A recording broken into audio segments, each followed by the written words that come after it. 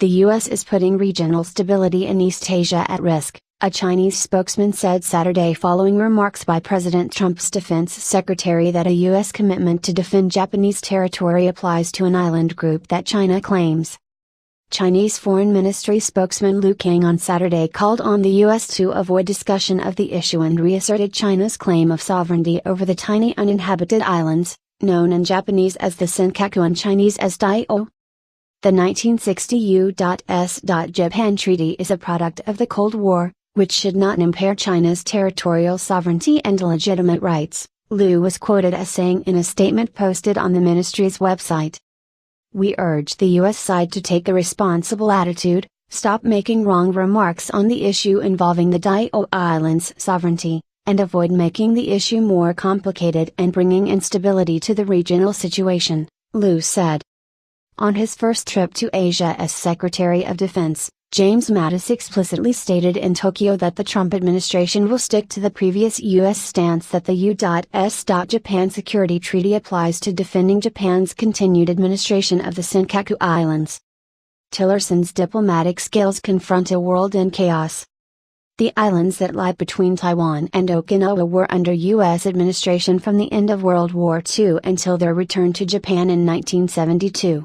China cites historical records for its claim, and Japan's move to nationalize several of the islands in 2012 set off anti-Japanese riots in China and prompted the government to dispatch ships and planes to the area around them as a challenge to Japanese control. China also registered its displeasure with Mattis' remarks Friday in South Korea that Trump's administration is committed to carrying through on a deal the Obama administration reached with the Seoul government last year to deploy a high-end U.S. missile defense system to South Korea this year. The Terminal High Altitude Area Defense, or THAAD, is meant to improve protection of South Korea and Japan, as well as U.S. troops stationed in both countries, against a North Korean missile attack. Beijing objects to the system because its powerful radar would allow it to peer deep into northeastern China, possibly allowing it to observe Chinese military movements.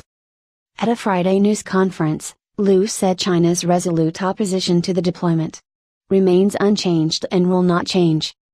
The deployment will jeopardize security and the strategic interests of regional countries, including China, and undermine the strategic balance in the region, Lu said. Trump loves making enemies and that's a problem, column. Chinese officials and scholars say they anticipate further turbulence in relations with the U.S. under Trump. The president sparked anger among Chinese following his election when he broke with decades by talking on the phone with the president of Taiwan, the self-governing island democracy that Beijing considers its own territory.